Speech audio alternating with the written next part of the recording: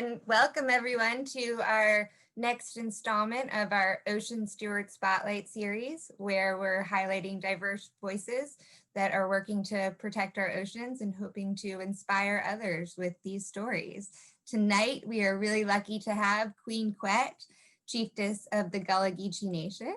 Welcome, Queen Quet. Thank you for joining us.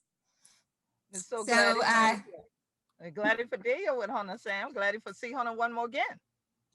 Love it. So Queen Quet is a published author.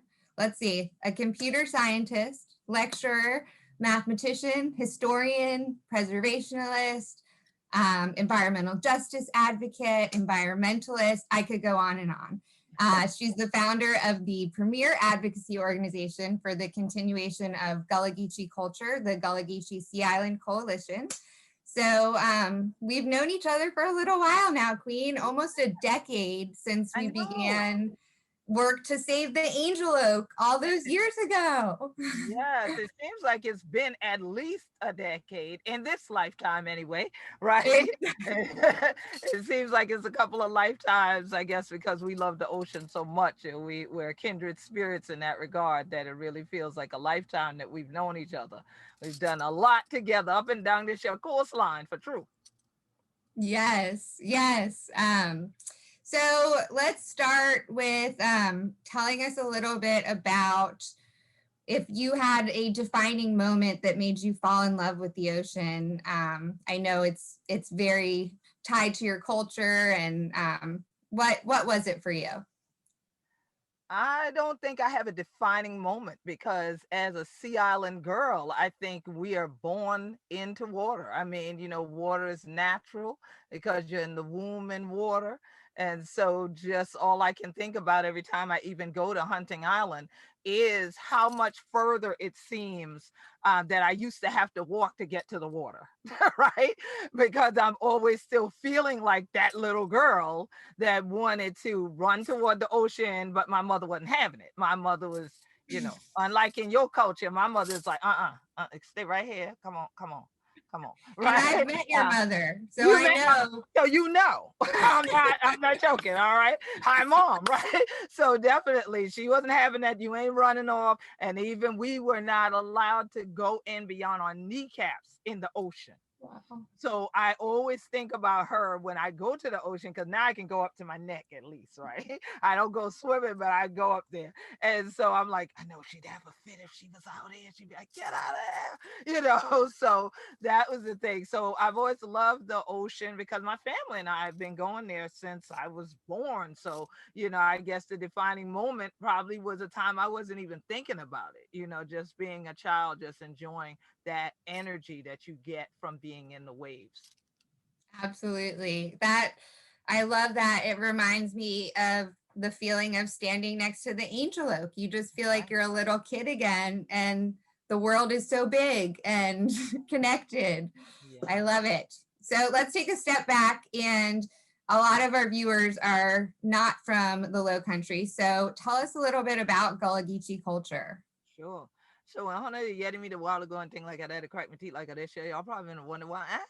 Right, y'all are probably going, what's that, right? If you're not from here. I know you did, but because you're kind of used to me now, right? And you're here, you grew up around here, so you get it. But yes, most people, their first encounter and that shock is, whoa, what is that I'm hearing? And that's the Gullah language. And our language exists because it grew up, just like you talked about the angel oak, it grew from this sand of these sea islands, from Jacksonville, North Carolina to Jacksonville, Florida, and then 30 to 35 miles inland to the St. Johns River. This whole region is called the GullahGeechee Nation. And that's because people of African and indigenous descent have been here since the 1500s, and we amalgamated numerous linguistic patterns, foodways, cultural traditions, and created what is world known now as the GullahGeechee culture.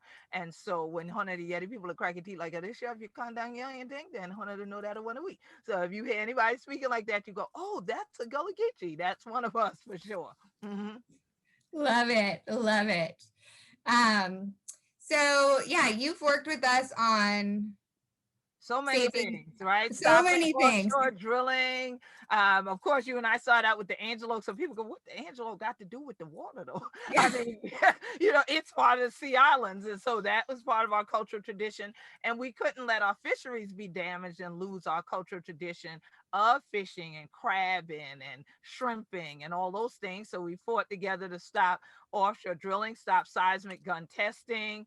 You and I have done so many different things, but I think those have been like the major ones in Yeah. terms of, yeah, really raising interest, raising stewardship awareness, raising knowledge about our environment and about GullahGeechee culture and how it's inextricably tied to the land and the water here. So I think with those, and we raised a lot of money for the antelope too. Yeah. A So lot of money. a lot of money. So we need to do that part again.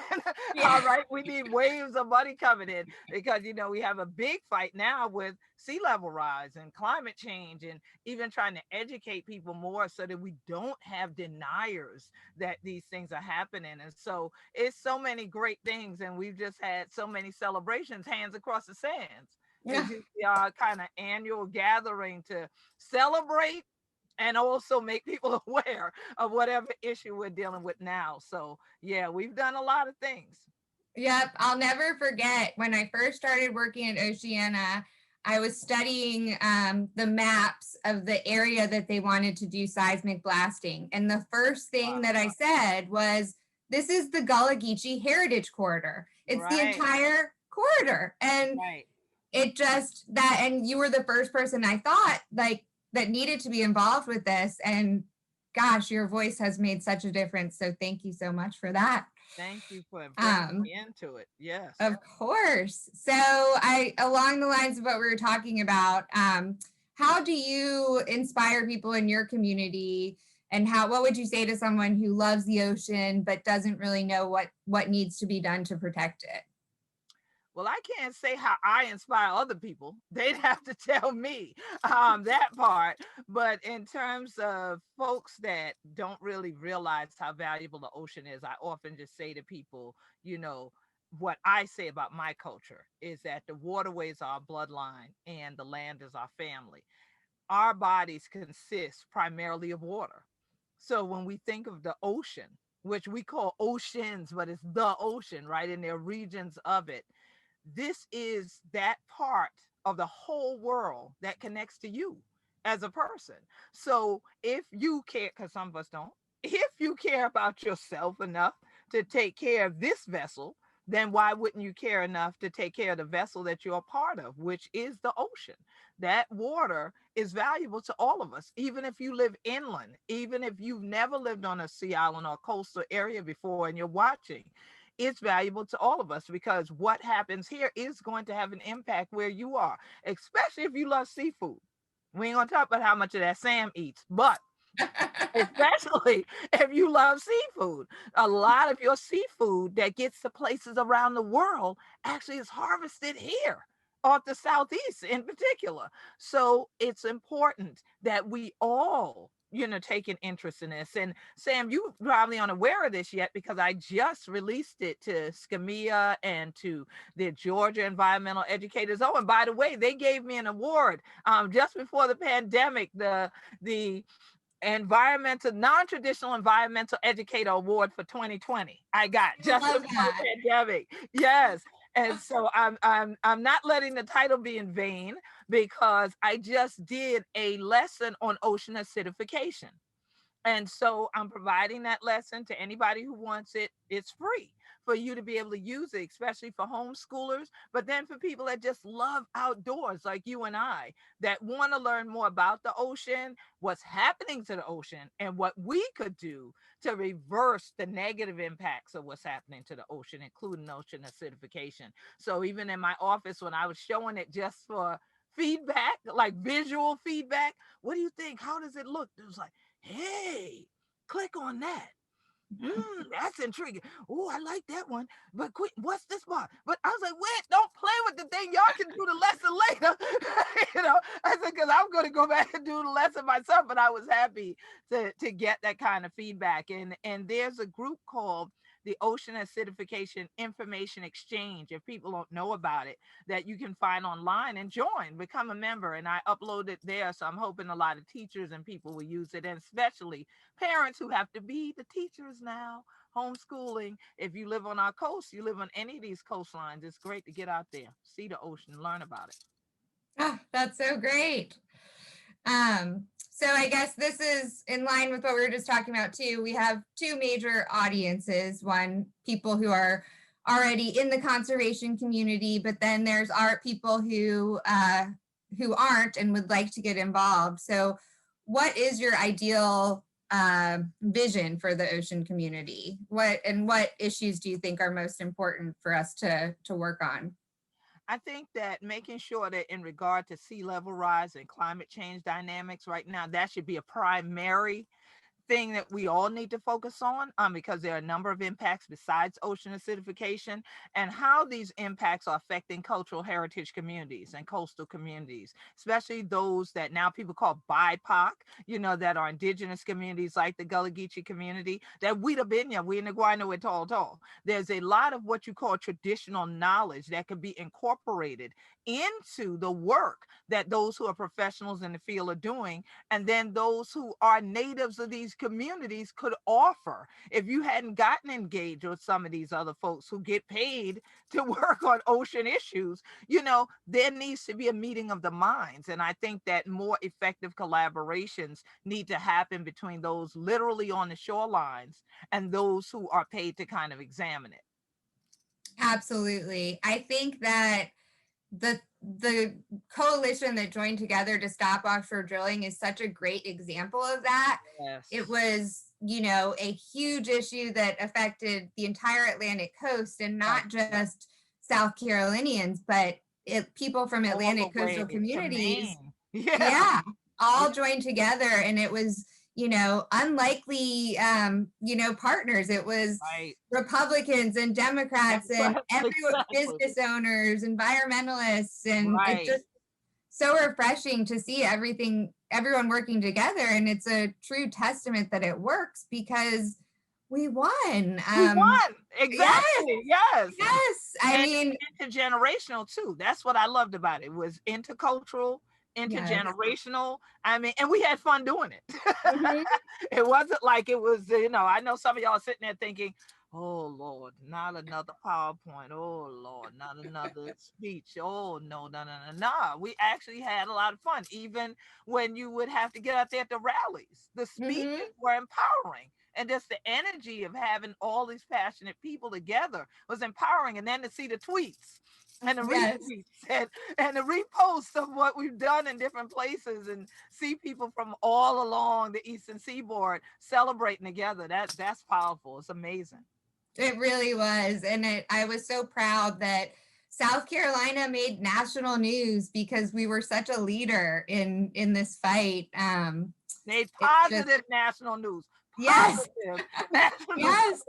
Yes. And I truly hope that is always part of our legacy, that South Carolinians will always stand up to the oil and gas industry. And I know we will. Yes, we will. We're not going to stop anyway. So no. And there's still more work to be done, for sure. So we definitely won't stop.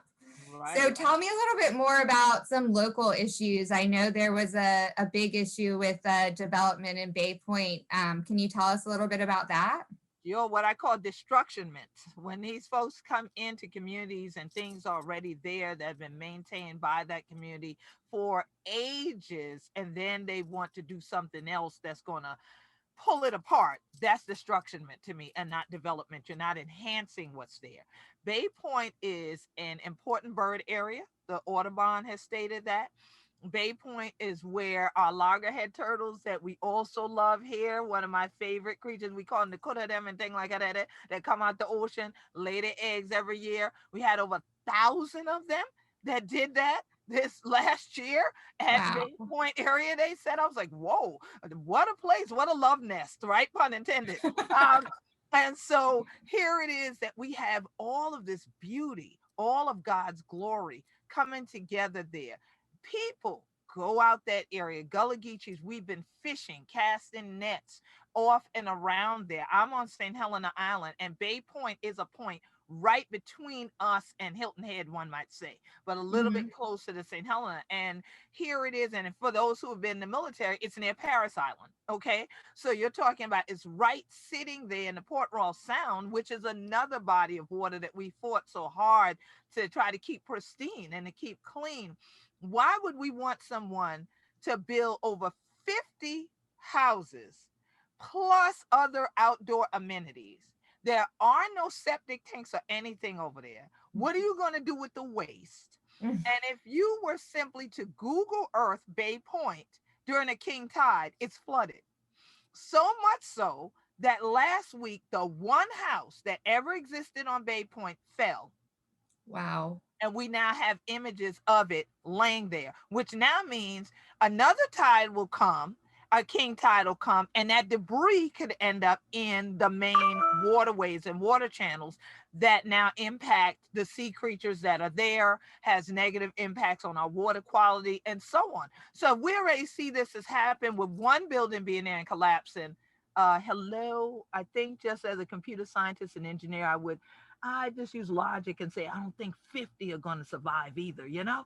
But yet they're trying to convince us that, you know, this luxury resort that they tried to greenwash as an ecotourism location is actual ecotourism. No, it isn't. Actual ecotourism is us going out and leaving no more than a footprint, leaving no more than a ripple behind us because we're kayaking or we're going out in the bateau boat, or even if you have a yacht, you're going through, you're coming back. You're not going to leave a permanent structure in that place, in that space, but you're going to enjoy the natural environment. And so we're working with Beaufort County to really get a definitive definition for ecotourism. A lot of this, you know, as you know very well, there's a lot of teaching we have to do along the way as environmentalists and environmental stewards. And so it's great to have an opportunity to fight back. We won that, but they have appealed what the Board of Zoning Appeals said. So now the GullahGeechee Fishing Association has to probably go to court against them to try to stop this destruction. And we had over 30,000 people and now over 31,000 people that signed our petition that says stop the destruction at Bay Point. It's still live. It's on change.org. If anybody else wants to sign it, please go ahead and sign it. We want to protect it. One of the other things I'm working on right now that's on the opposite end of the spectrum is I had the honor of unveiling the Ocean-Based Climate Solutions Act. That's out of Washington, D.C. Okay. I did not know that. You didn't even know. See, you don't even keep up. You get in a boat, Sam. Get in a boat with the Queen. Come on. You know. Yes. So yeah, I'll send you the video. Anybody can go see it. They go to GullahGeechee.tv. So that's GullahGeechee.tv, or follow Geechee Nation on Facebook. It's up there. You can type in Queen Quet Ocean-Based Climate Solutions Act, and it should pop up also. And so definitely go and check it out. I'll email it to you later, Sam, so that you can check it out. But I'm surprised. That's why I didn't get an email from you. I just knew I was going to get hit with an email from you of all the people in the world and the folks at Oceana to go, Queen, wow, you know, but y'all don't know. But I'll send you that. And so you please can do. So yeah, that's what we're doing at the federal level. And of course, which brings down from the international level the work that we've been doing with a lot of 30 by 30 planning to save our environment, save the land and the ocean, preserve 30% of it by 2030. And we really feel that this is important. And, you know, I support the UN SDGs, the Gullah Geechee Nation is working on it. So this new law was just a perfect fit. So I was so honored to be asked to be part of the unveiling, and we did a virtual press conference. So we'll definitely send you that, and I'll keep you in Oceana in the loop and in the boat. Yes, make progress with that. Yeah. Please do. Wow, what an honor. Oh, that's so wonderful. So you got the scoop here on your show today. Yeah. Yes. So I'm guessing that your favorite ocean area is in your background. Is that correct? Yes, Where is your favorite ocean that's the spot? Atlantic Ocean period, but especially Hunting Island. I love Hunting Island. I'm biased, of course, because it's here in my home county, Beaufort County, South Carolina. And like I said to you earlier, I grew up going to Hunting Island Beach. So I've been to a lot of beaches. I've been to Hawaii. I've been to the West Coast. I've been, to the Caribbean and all of that. But as much as a lot of people say, oh, they love the Caribbean waters because they feel they're clear, like our water's Hmm. not clear. If you stick a clear glass in the water and pull it up, you'll see it's clear. It's tannin that it's that tannin that makes our water look like it's not clear. But yes, I mean, I like going to the Caribbean. I love seeing the colors. I love the shift of colors. But I don't think I love any place more than I do Hunting Island. I just feel at peace, and I know I'm always connected with my ancestors when I'm there. I think my second most favorite place to go and stand and meditate would be Sullivan's Island, because that is where over 40% of all Africans enslaved in North America came through. So there's a particular solemnness to standing there and looking back toward the motherland from there. But I do the same thing from right here, just down the road a piece or down the creek yonder, from my house right here in Hunting Island. So yeah. Wow. Wow, Hunting Island is one of my favorites too, and I often drive all the way there on my days off. And Really? even though I live 10 minutes Yeah. from Folly Beach, Right. I love the pine trees, and it just I love the feel, and I also love the diversity. You don't see that on the other South Carolina beaches that I've been to, and Ooh. it's just a nice crowd. There's always people cooking out and Yes, it is. And she families loved that and food now. She loved that food. Ooh, once you get yes, that reminds me of prior to when I was vegan, when I still ate seafood, the GullahGeechee Seafood Festival, and how yeah. delicious that was. Oh, yes, that's right. I forgot you even got to come down. Yeah. This year Yeah, we weren't able to hold it because of the pandemic, right? But we'll have it, God willing, in 2022. And so it's in October. So everybody get geared up, get your belly ready. And we'll be back at it again. So yeah, that's a wonderful thing. Again, why we got to protect these oceans and our waterways, because we won't have that good seafood for now fun if we don't. yes. So tell our viewers, besides, you have lots of events and really, really wonderful educational um, events too. Are there things, virtual events that folks can join? How can they find you? We'll put up a slide with your website at the end, but Sure. what are some things that people can do to get involved with your work? Oh, well, it's wonderful because that you said it now, right after us talking about the GullahGeechee Seafood Fest, because this year we actually held what was called the GullahGeechee Freedom Fest virtually.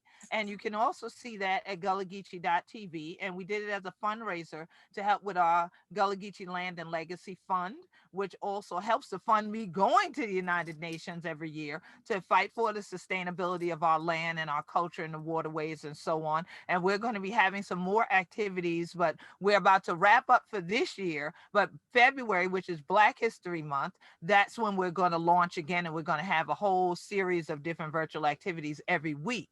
I also have a new show, though, that people may want to see. It's on Wednesdays at 3 p.m.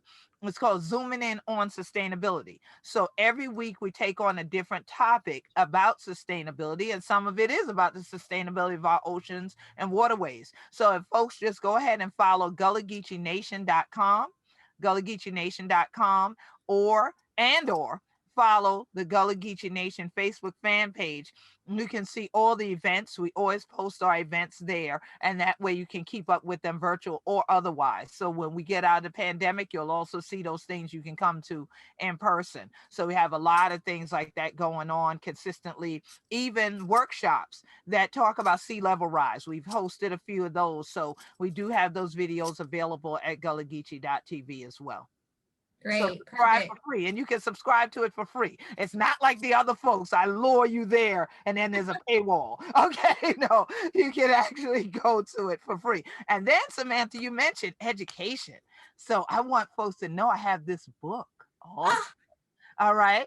That Samantha that you see there, she is the Sandman's daughter, and she actually takes Scooter on a journey here in the Gullah Geechee Nation to learn about our ocean and our ocean creatures and everything. So this is one of two children's books that I was supposed to be touring the world with this year. Okay, because I also have that one, goody goody goody.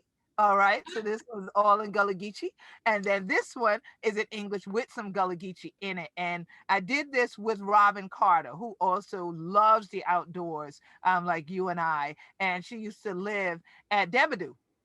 She used to live up in Georgetown. And so we got together with a fabulous artist, Al Hawkins, and he did the illustrations. So you can see the beauty of the ocean right Oh, there in that illustration alone. And so definitely this is one that as people are approaching the holy days and you have children, you have them at home, encourage them to read.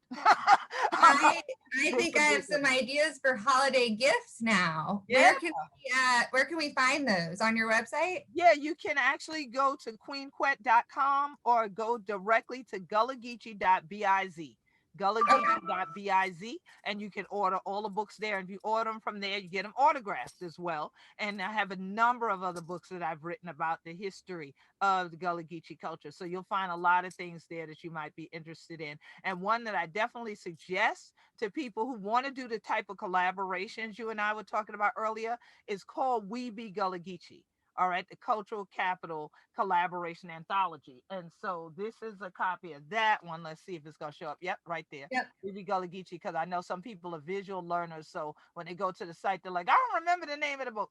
But when you see it, you'll know it's the right one. So yeah, just go to GullahGeechee.biz, and then please always you can go to GullahGeechee.net. That's our website for the Gullah Geechee Sea Island Coalition. You can email us from there too as well. So we can always help you out and connect you to some other resources and some other activities we're doing. Awesome. Gosh, there's so much more time we could fill talking, but our time is definitely coming to an end. So I'm going to throw up a slide that shows your website, and so people can. Is our Twitter handle on that one too, Sam? I don't think it is, but please say it now so people can write it down. Sure, it's at Gullah Geechee. So once again, GullahGeechee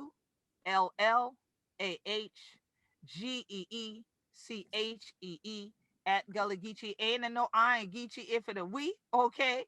So and also if you go to GullahGeecheeNation.com that you see up on the screen, you'll see where you can follow us. So you can click on links from that page as well and get back to our Twitter feed, get to our Gullah Geechee Nation Facebook fan page. And we're also on Instagram. It's also at Gullah Geechee on Instagram, at Gullah Geechee on Twitter. And so we'd love to know more from your audience, you know, who are the other ocean stewards out there and everything. So it's really been a wonderful environmental year for me. And in spite of the pandemic, it's been a beautiful thing seeing how people are coming together and still fighting for our waterways. You know that I always say, Hona must take care of the roots for heal the tree. But one of the Gullah Geechee proverbs is the water to bring we and the water go I take we back. So I'm happy that water brought you and I back together, even in the midst of all of this. This is a wonderful program you have. And I thank you to Hona for putting me in the spotlight. I appreciate it. Aww. Well, thank you so much. Real quick before we sign off, I want to share a promo for our next spotlight, which will be Minorities in Shark Science, and that'll be on December 17th. So be sure to tune in for that. And once again, thank you so much, Queen Quet. You are one of my favorite people to work with, and I really appreciate you joining us tonight. Have a really Thank good you night. so much, Sam. Everybody out there, stay safe and healthy and enjoy the holy days. Peace and blessings. Thank you.